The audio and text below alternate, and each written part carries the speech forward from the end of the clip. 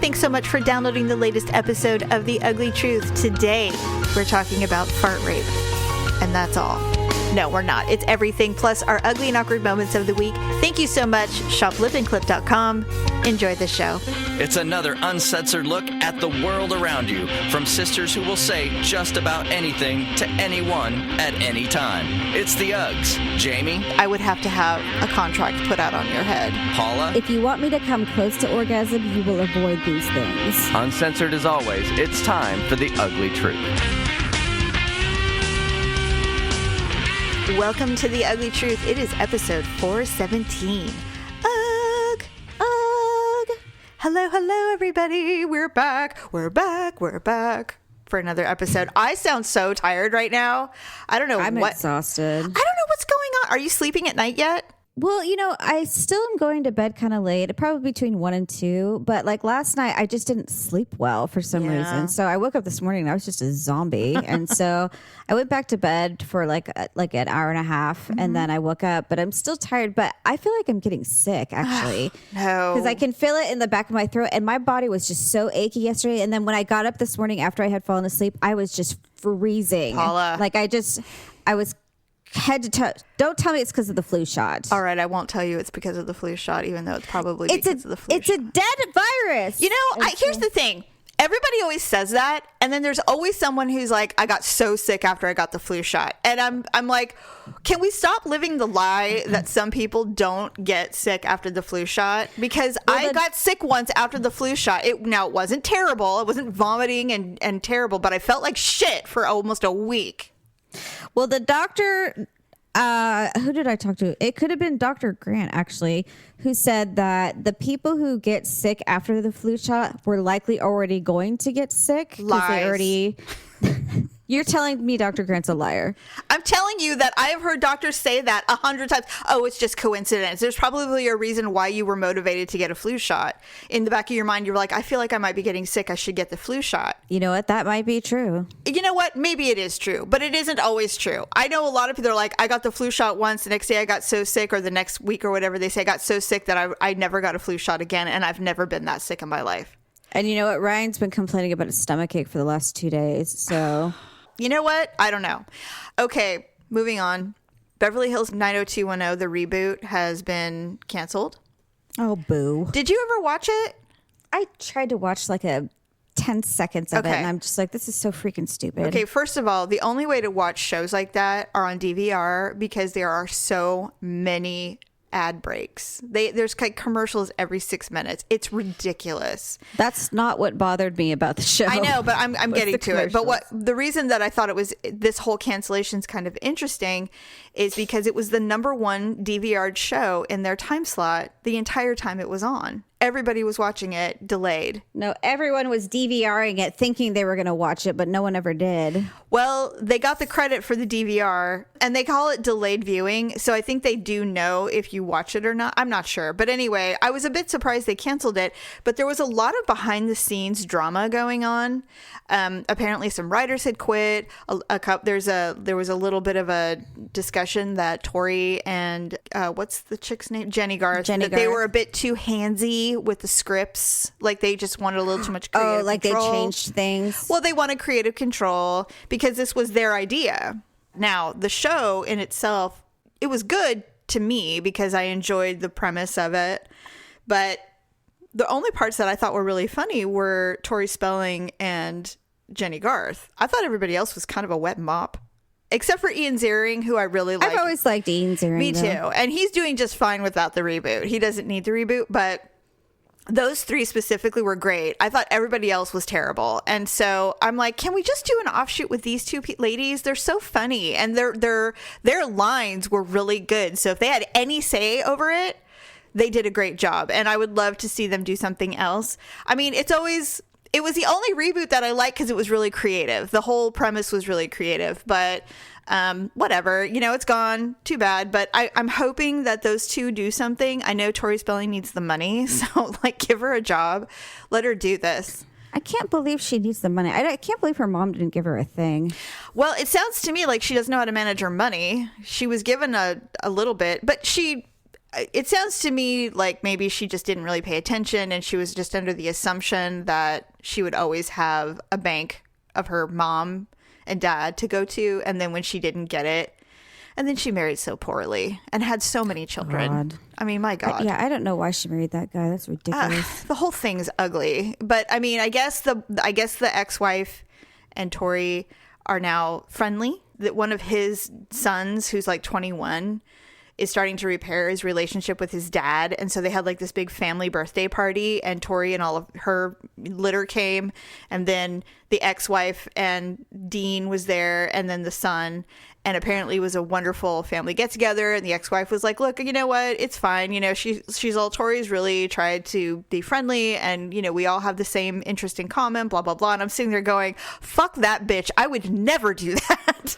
I would never. Well, the ex-wife is Brandy Glanville, so. No, that's, you're thinking of Leanne. Leanne Rimes. Leanne You're Rimes. right. And she's You're a crazy right. bitch too. But anyway. You know what? I don't think she's ever going to have kids. I don't think She he's gonna give shouldn't. her- I don't think he's going to give her any. I hope he doesn't. She's crazy. And I Yeah. use that term very mild. I mean, I don't like using that term, but she's kind of a bitch.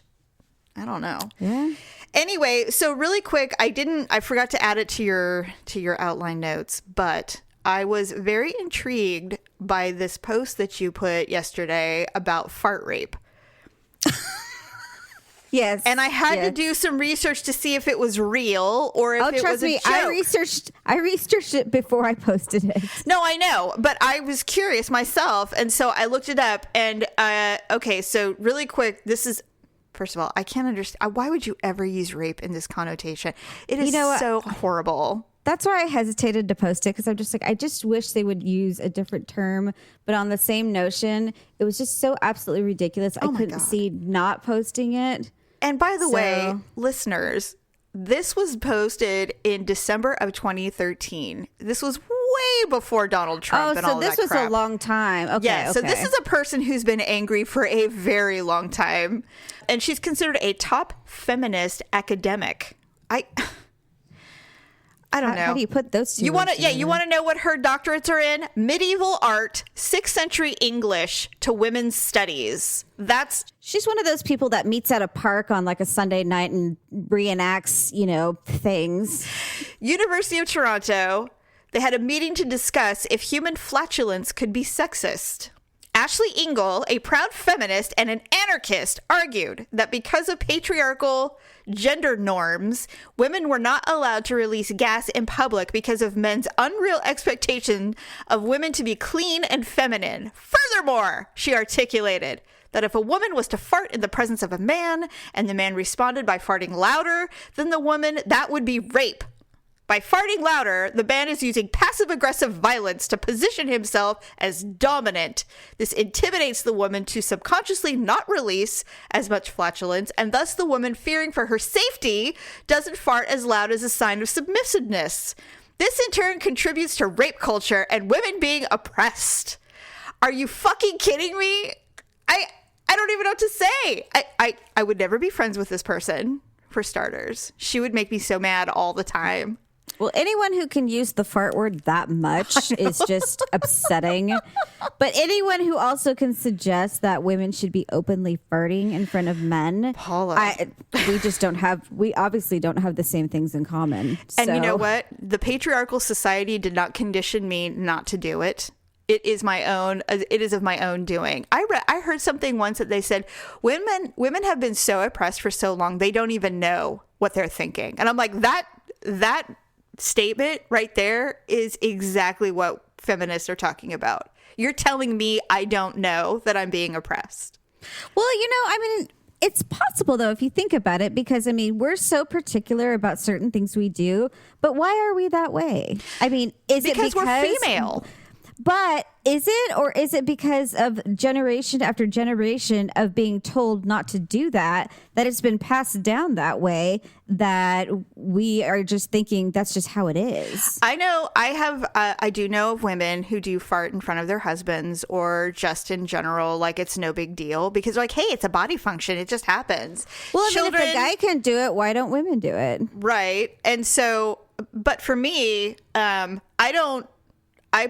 like, and I use this term, and it sounds different. It sounds like I'm making light, but I like to keep it sexy. And what I mean by that is, biologically speaking, women, heterosexual women, want to be. I mean, if we're going super primal, women who are attracted to men need to find a way to stay attractive to their mate, their prospective protector, the hunter, the gatherer, to keep them alive so that they can have children, and those children will stay alive. If we're going to talk super primal. And I don't think that is a patriarchal conditioning. I think that's biology. And well, yeah, I mean, they even say that where men are attracted to women with wide hips because, in the back of their mind, they're thinking like, oh, she'll make a good mother because she's got good birthing hips. Big boobs, big hips, big eyes and mouth. All of that is primal. And it's not big boobs. Trust me, Jamie. It's not the big boobs. Well, for some it is. I have those and nobody looks at me. Well, I can't get people. They're all about the ass. I don't know when that changed because it used to be, are you a boob guy or an ass guy? They don't even ask anymore. Everyone just knows that everyone's an ass guy now. Thanks, Kim Kardashian and J-Lo, for that. I just wait for the day. It may not be in my generation, but there will come a day where giant asses are no longer a thing. Well, it was. Where are these giant ass women? What are they going to do? Well, they'll be grandmothers. They won't care. They won't care anymore.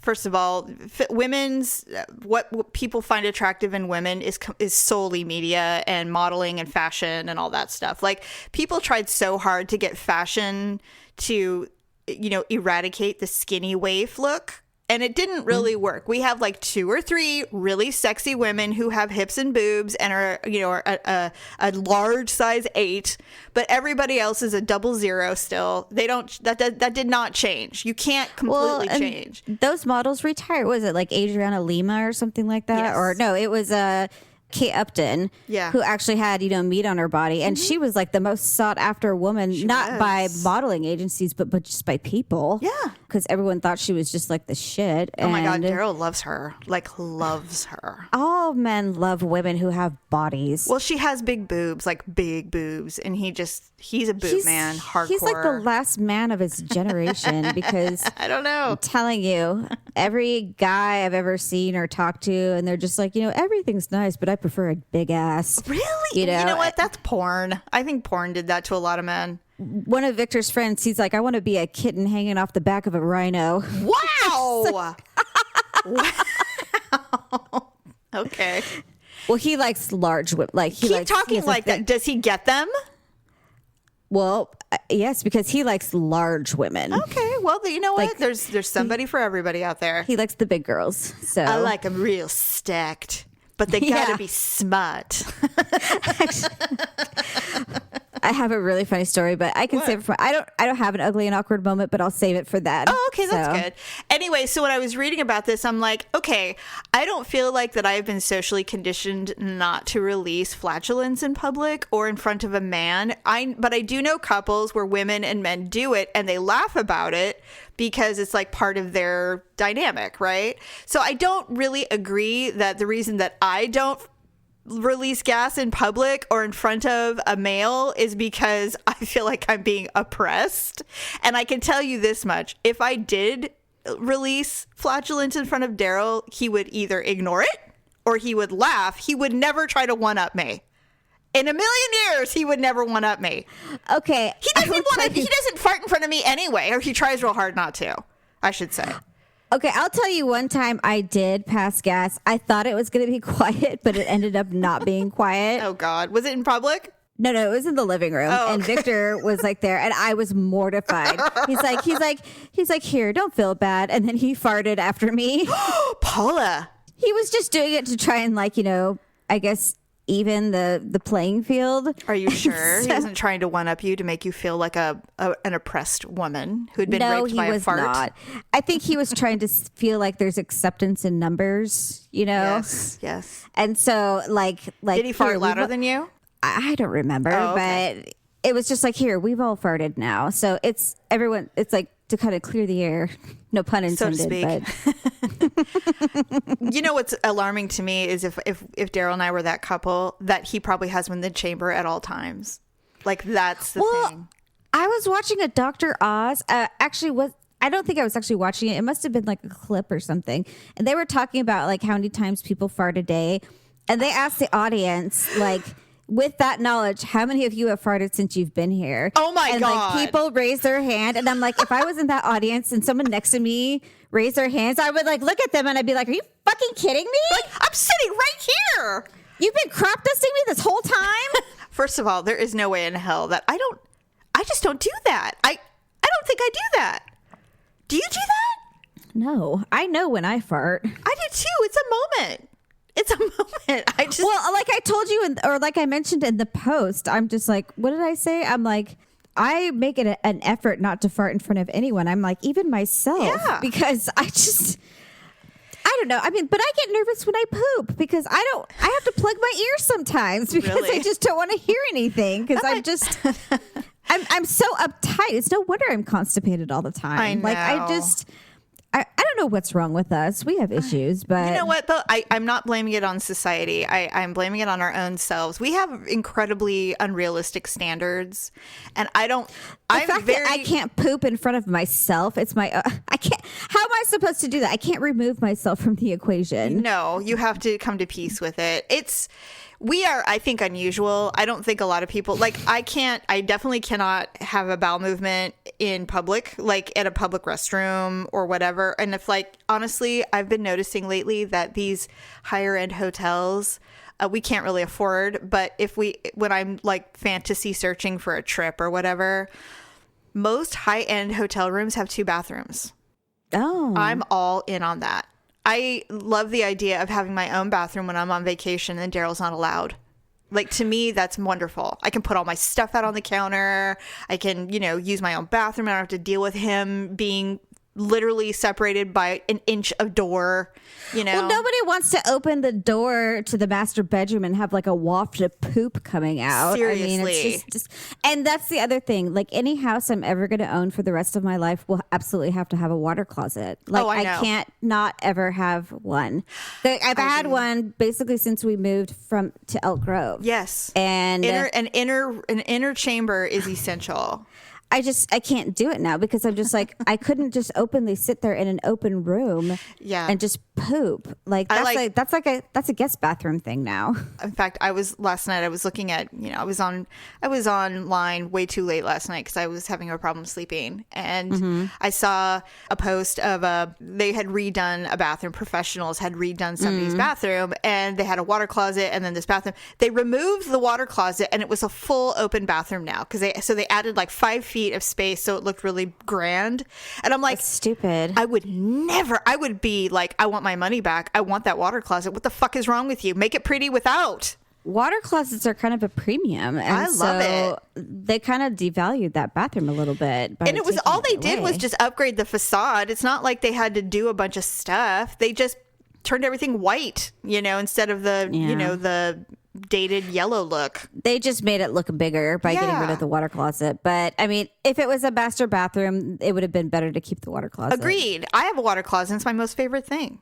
Yeah. I love it. Because if I hear Derek, because him, he's like, Pablo, where are you? What are you doing? And it's like, if my bedroom door is closed, the bathroom door is closed, and the water closet door is closed, guaranteed he cannot hear anything. Nothing. I know. And I love it. You would think. Anyway, so I guess you and I are in agreement that men do not try to one-up women farting because of this patriarchal society. Well, maybe not in our lives because, like I said, we're not gas passers and we're definitely not open poopers. I don't understand couples who do that. I only knew one guy who was super proud of his farting, and he was the most unattractive man to me because of it. I was like, this is not something that women find attractive. I just didn't like it. I didn't think it was cool to walk around farting in public thinking that they were hilarious. Like, hey, watch this, everyone. Like, I was like, what are you, 12? Can we just have some control over ourselves, please? Well, most of the guys that I have dated, I think they know right away the kind of girl I am. So they just know, like, that's never going to be cool. Like, they know I'm just very particular and really, like up on manners and things like that. I just don't see that as being oppressive. Well, not oppressive, but like, no, if they're with other guys, that's different. Yeah, but then don't be around me. And I probably wouldn't be around you anyway. But I'm just saying in mixed company. But don't tell me guys don't sit there and try and like out fart each other. No, they do. They do. Yes, of course they do. But what I'm saying is that if I was witness to that debacle, it would be like penis repellent. I would not want it anywhere near me if I saw that behavior. For me, I can't. I mean, maybe there are girls who are like, hey, that's a really good one. But I'm like, I don't want to know you either. Like, I'm just not into it at all. I don't know, man. Yeah. Daryl was telling me when they did a camping trip a couple weeks ago, him and like 3 other guys, and they decided to have chili for dinner. And I'm like, why would you do that to yourself? He's like, well, he goes, here's what was worse is that it was like the farts were flying like crazy in that tent. In the tent? Yes, because they were all sleeping in the same, because it's like an 8-man. It's huge. It's like a giant Dutch oven. It is. And he's like, here was the problem that we all had. It was super freezing, and so it's like we wanted. I wouldn't care. I'm like, unzip that flap, whatever that thing is, the window. No, it in the tent. They're like, do you put your face in your sleeping bag to stay warm, or do you stick it out? Either way, you're a goner, because it's like, do you want to smell your own or others? And I'm like, okay, first of all, you go get in your car. That's where I would go. I mean, first of all, that tent is history. I will never be in that tent again for the rest of my life. I'm surprised it didn't melt on top of them. Well, because he goes, it was just so cold. I'm like, so basically, what you're saying is when we pull that tent out for summer camping, that thing is gonna reek. I'm like, nah, I'm done with it. You guys can have it. It's like when someone drinks out of my drink, I'm like, you can have it now. I don't want it. Where's the option of just not doing it? Well, they loaded up on chili in the mountains with beer. It's like that's like loading a gun, an anal gun. I'd rather look like 10 months pregnant with triplets than ever pass gas. I can just see me on a camping trip with like a new boyfriend or something. He's like, are you sure you're okay? I'm like, yeah, why? He's just like, well, you look rather large. You look like a bloated frog. I'm like, so? You knew what you were signing up for? I'm just going to go for a walk and find the bathroom. I'm going to go stack some rocks. I'll be right back.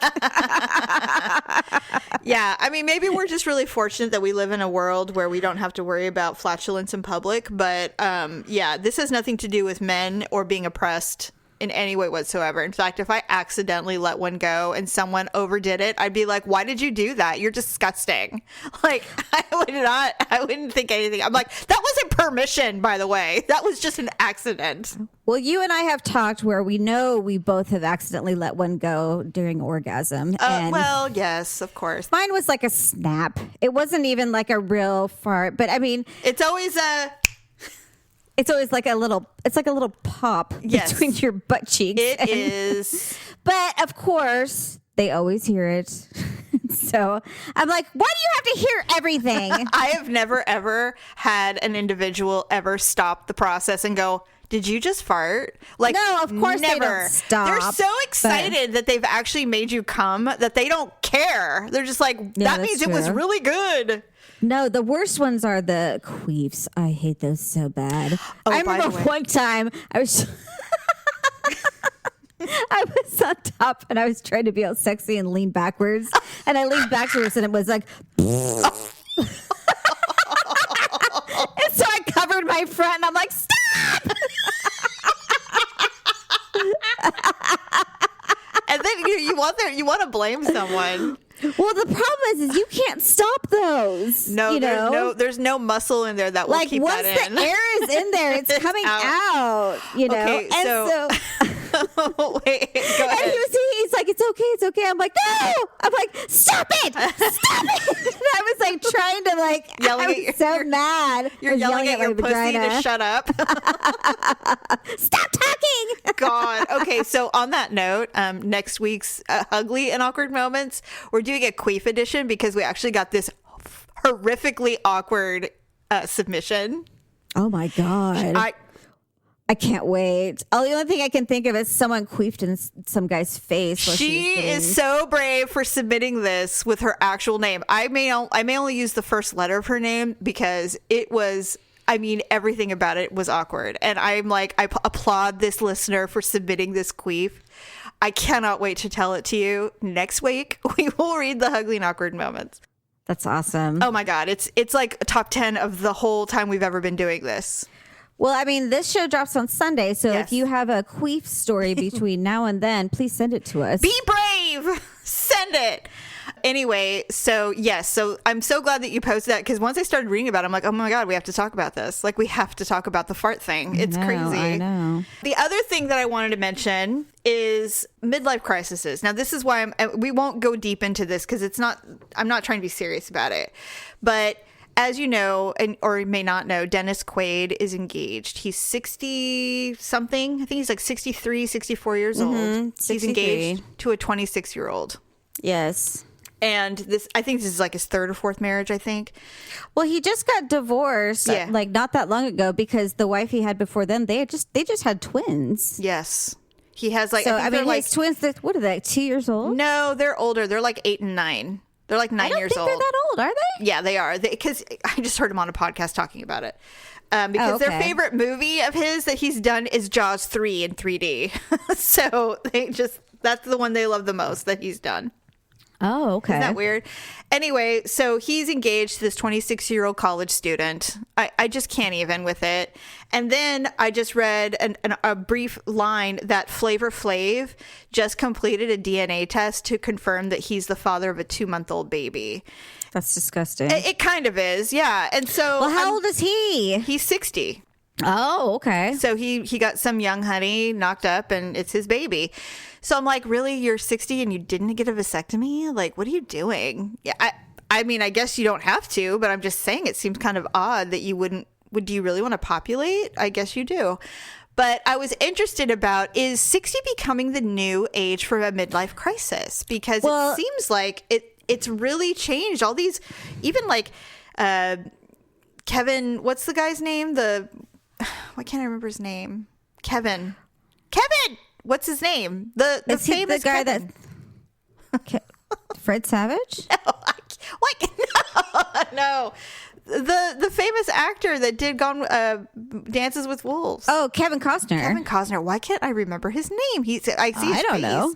with his mullet. Anyway, he's married to some teeny young thing as well, and he has like 100 children. It seems. Oh yeah, he didn't marry. Who married Callista Flockhart? Harrison Ford. Okay, Harrison Ford. And he's like 80. Yeah. I think she's in her 50s, though. Well, that doesn't matter. That's still young. Yeah, no, they're pretty. They're closer in age, but although she's still like a freaking stick figure. I don't know what the deal is. Harrison Ford can do whatever he wants, so he's an icon. He's a legend. Anyway, so I was curious about it. Midlife crises last about 3 to 10 years in men and 2 to 5 years in women. And these are according to a psychotherapist, this is the symptoms of a man's midlife crisis. They have a low level dissatisfaction with life that continues for months without resolution, sudden passion for extreme exercise, opting out of social gatherings, they don't sleep well, dramatic change in style, V-neck sweater man goes skater boy. That's an example.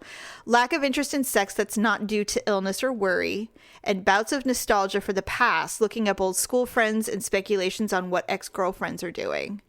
I mean, is there anything you can do to fix that though, or?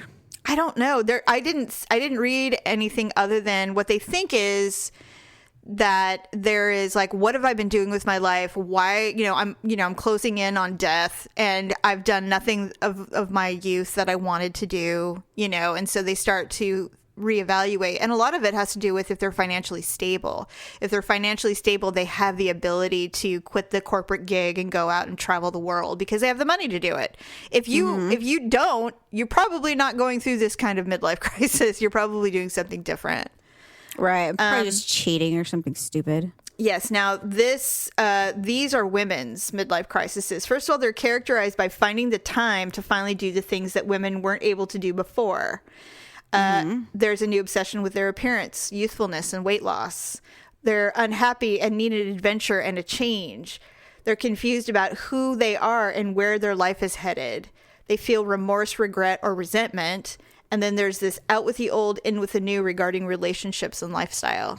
To me, that sounds like they finally just had their children grow up and leave, and now they're just trying to find a real purpose in life. Exactly. Because, they've dedicated their entire life to their house and their families, and now they're just like, I finally have time for me. Who is that? And what do I do? That's exactly what I am literally going through that right now. I'm trying to figure out what, my job is kind of complete. I mean, I still have children and they still need me, but it's not like it is for you where you're literally making lunches and doing homework. Yeah. And it's time consuming, and not that you don't love it because you're raising little humans, but when they're grown and they're kind of doing their own thing, you're just like, well, now what do I do? Do I really want to answer phones all day? Well, you've been a mother basically since you were 21 years old or 20 years old. Right. Oh, here's the other one I was thinking about. This guy, Ron Perlman. Who is that? He's Hellboy? Yes. Okay, so him and his wife were married for 38 years. I saw that. And now suddenly he's seen smooching his co-star. She's like this beautiful, skinny something. He's 69 years old, and she is... Nobody really knows her age. That's the weird part. But they have children together. Their daughter is 35. Their son is 29. So this woman, she has to be like, I would say like late 40s. Okay, so it's not too bad. Well, I mean, a 20-year difference because he's 69 years old. I did ask Daryl, I said, for him, his midlife crisis has been the truck and his desire to do more things with his brother and male camaraderie, something that he didn't feel like he could really do when we were raising kids. I'm good with that. I'm really good with it. And I told him, I said, there's a lot of things. I can't have you leaving me for someone your daughter's age. Like I would have to have a contract put out on your head. And he's like, he finds it revolting.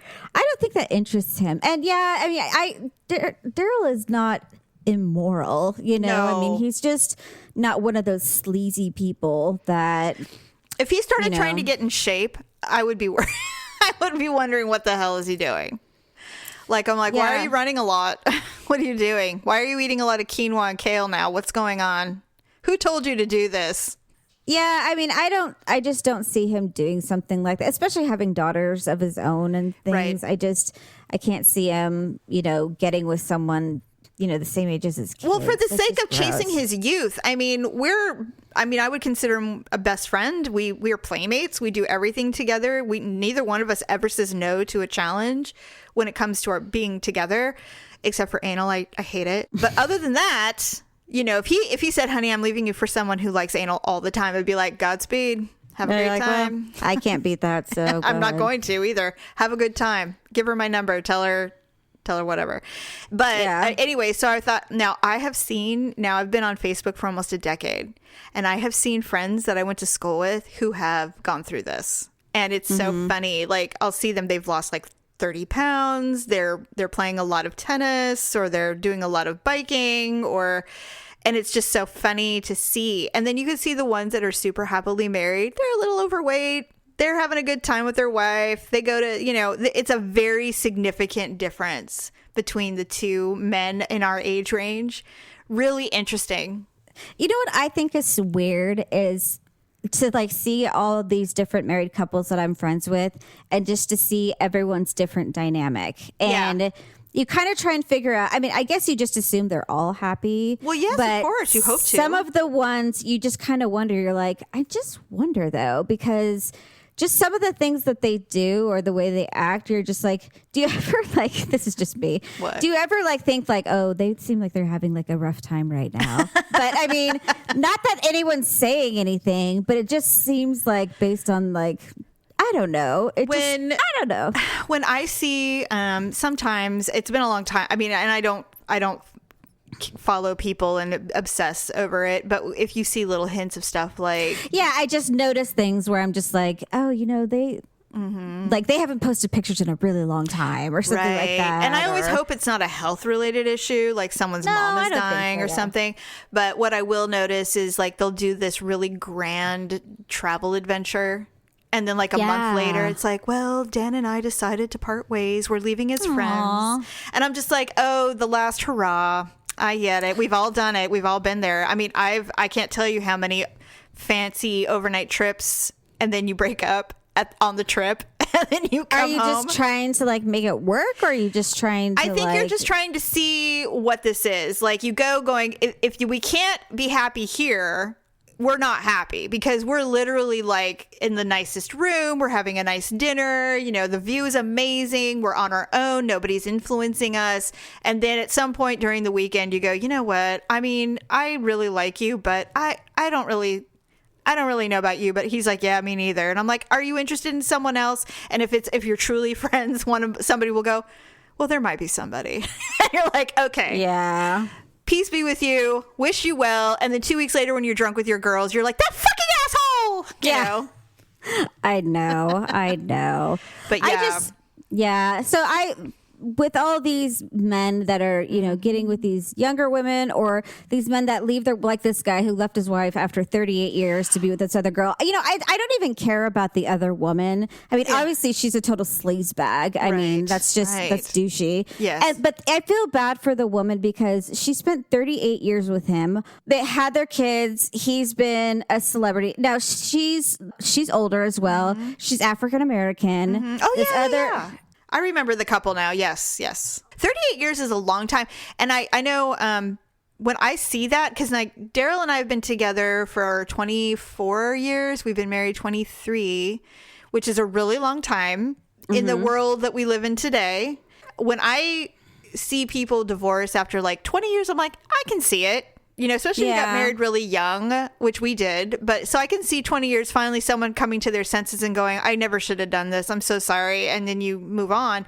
But 30 plus, what the fuck happened? Like, what were you doing that after almost 40 years together, you're leaving? That's crazy. Right. And that's the thing I think that's upsetting the most is that, you know, after 40 years, there's a saying that says we went through all that only to end up where we started. Yeah, that's sad. It's just kind of like, you know, so here she is now, probably almost, you know, 70, probably. Yeah. Or 65 or whatever. Yeah. And you're leaving her. Now she'll be single. She's not going to die anytime soon. And but she's not, you know, she doesn't have, like, she has children, but they're all grown. Well, luckily, you know, financially she's good, but, you know. Yeah, but I mean, I'm just talking about companionship. You know what I mean? It's just like, try being an older woman trying to find a mate at that age. It's just like. There's not a whole lot of older women snacking on 25-year-olds. Anyway, moving on to our ugly and awkward moments of the week.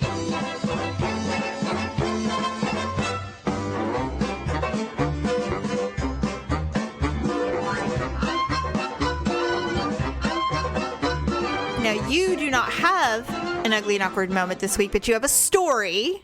Yeah, it's just been such a busy, crazy week. I haven't really had an opportunity to do anything dumb or normal or whatever. Sure. And so Olivia, well, we went and got flu shots. I think I told you the flu shot story. You did, in great detail. Well, I forgot that we had filmed them. And so I went back on my phone and I watched the videos of us filming it. Well, I let Olivia film them. And of course, you know, little kids just, they don't think all the time when they're doing things. So there was some zooming in on certain areas. Dear. The shot, which also was very close to my stomach. And when you're sitting and you've got a t-shirt on, you know, there's some bulging areas. And then as I was looking sideways, talking to the pharmacist, she zoomed in on my face and neck and my profile. And I'm just like, oh God, I'm like, Olivia, really? I'm like, I looked at her and she's like, hee. And I'm like, I hate you, Olivia. Oh boy.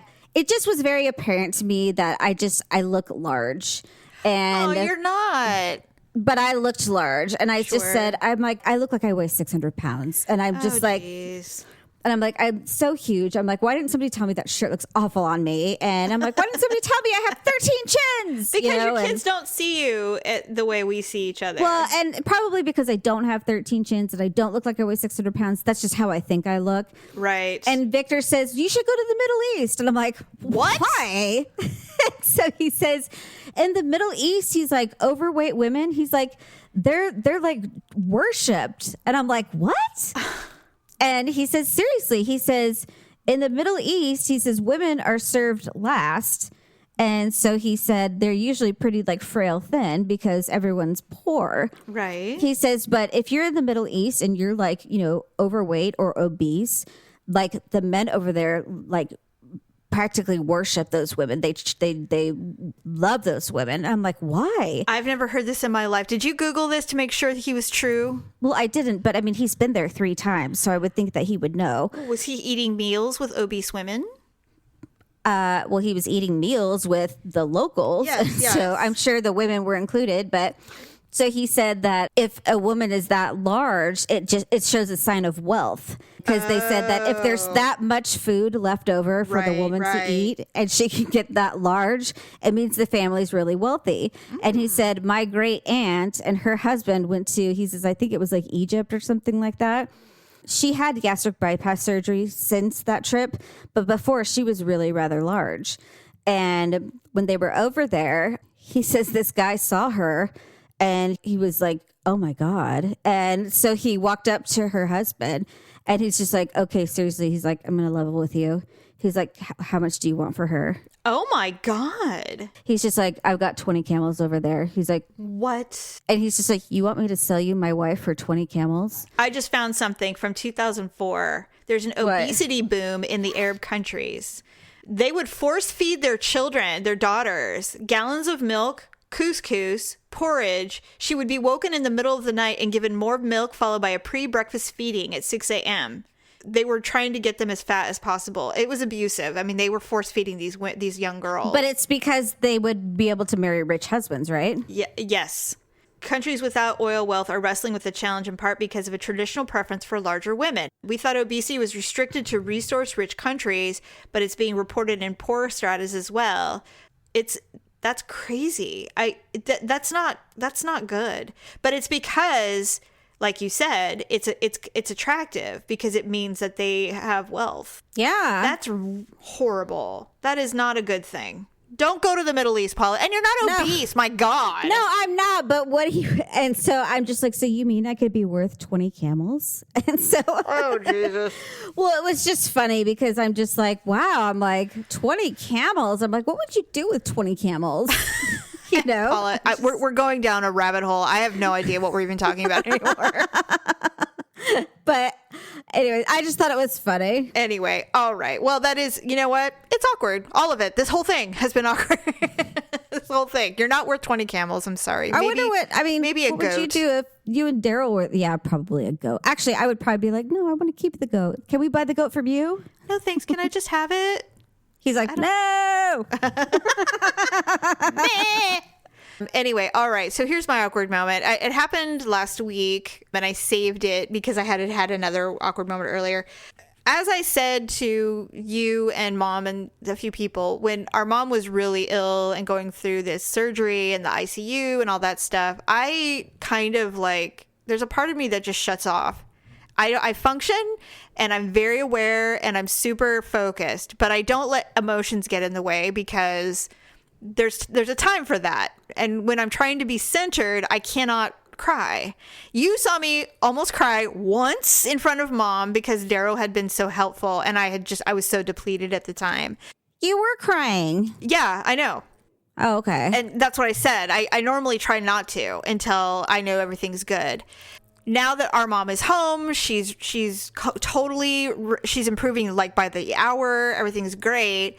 So I got a serious migraine, but I also had to like function. I had a doctor's appointment. And so I am probably I was trained to be a really good driver. And so I'd never get in accidents, nothing like that. I get speeding tickets, but that's it. I was backing out of the parking lot from my doctor's appointment. I was on my way to go to get my lab work done for the year. And I'm backing out. I can't see shit for some reason because I think I'm kind of backing up, like going up a hill because the parking lot's kind of wonky. And I didn't see anything. I saw 2 people pulling into the parking lot waiting for me to leave because they wanted my front row spot because I always get front row wherever I go. And so I'm backing up and I backed into somebody in the handicap spot. I bumped their bumper. And they were in their car. So I was like, oh shit. And I backed up. I'm like, well, that doesn't sound like a cement pylon. So I look and so I pull, so I pull out and I look behind me and she got out and she just waved me off because it was 2 rubber bumpers just hit. There was no damage. So she just waved me off, which I thought was so nice because I fully expected hit and fun. But she was like, no, it's fine. She waved me off. I'm like, oh, thank God. But I'm like, I don't hit anybody with anything. I couldn't believe it. I'm like, I'm falling apart, man. I'm losing it. I can't believe it. Wow. Yeah. So that was my awkward moment. And I haven't hit anyone since, thank God. But I mean, still, you know, I don't know about you, but I'm still recovering from October. Like, I'm still recovering. Yeah, it just seems like the stress is getting worse. And then as the holidays approach, it's just getting worse. Speaking of, you know, everybody should go to use our link if you're going to buy on Amazon, which I'm doing a ton of Amazon shopping this year. Yes, Olivia has already started her wish list. Yay! You got to send me the link so I can see. I love the wish list. I have my own private wish list for me to remember things that I think I want. And then I look back and go, why did I think I wanted this? This is stupid. And I delete it. Do you know how many times I've done that? Yeah.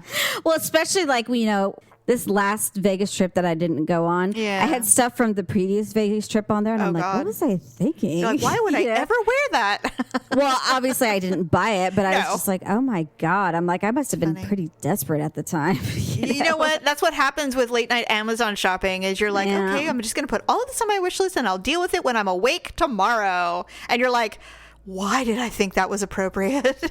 See, what really gets me when I'm shopping, though, is if you scroll down to the bottom, like, well, since you looked at this, why did you take a look at this? And then, like, that's I can do that for hours. Okay, next week, I have a list, and you said you had a list of weird shit you find on Amazon. Yeah. We need to talk about it, because I looked at that today, and I go, oh, yeah, I want to talk to her about these. Of course, I posted something, and then a couple of my friends actually had like legitimate reasons. What of course, is it? my mind naturally goes to the gutter, and I'm just like, why would someone need this figure exercise? And they're just like, well, they have carpal tunnel or tendonitis. And I'm like, that's on my list of weird shit to buy. well, that sounds like a real excuse. This is like you would masturbate with this, right? Like that's well, what I was thinking thought. they would like get their fingers super strong so they could like finger someone or That's whatever. what I thought too. You know what? I don't like being fingered. I don't know about you, but it's not on the top of the menu for me. That's one of my rules is no fingers. Well, you know what? Sometimes men, I mean, maybe if I was a woman and if it was a girl on girl, it might be different. But then you have the nail situation. And I don't know. The whole idea is like, it's not a thing for me. I don't even like fingering myself, let alone someone else doing it. Well, it doesn't do anything for me. It doesn't I mean, do it's anything just, for me either. Am I weird that I have to like, before intercourse begins, I have to like lay down the ground rules of like, this is what I will and will not accept? One of the benefits of being married for a really long time is those ground rules are set. And if they change, the man gets really excited. Yeah, I can see that. But I mean, for the most part, like I just kind of make it clear, like not like in the moment, but like before, you know, like these are the things that I will and will not accept. Yeah, I mean, for me, it's like currently I'm really super satisfied and happy in my sex life, so I can't really say. But if I wasn't in a satisfying sexual relationship and I was trying out guys, or if you were getting into a new one, that's what I mean. You already knew, you already knew the things you weren't going to do. I'm a woman who has no problem telling them exactly what I want or what I like. I know it's rare because most women are afraid to communicate what they really need to get off. I don't know why that is, but I mean, I'm pretty open about it. And so it's like, if you're game for it, that's what's going to be going down. So, and you will be rewarded dutifully. But I mean, this is what I need. If my orgasm is of any importance, which it is to me, it better be to you. And these are the things you will not do. See, I'm like the opposite. I'm like, if you want me to come close to orgasm, you will avoid these things. So these are the no list. Right. Exactly. You know.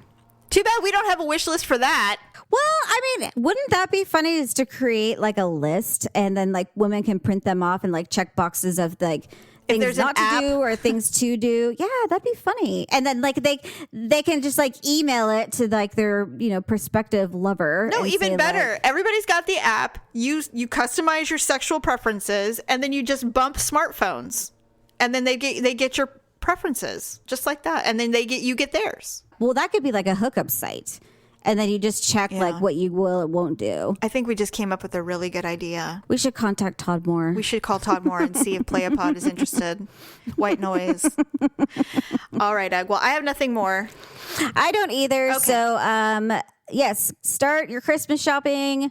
And then, of course, Black Friday is going to be coming up. If you are not an Amazon Prime member, you really need to sign up before Black Friday because you're going to miss out on Prime 2-day shipping. Plus, a lot of the Black Friday specials are going to be for Prime members.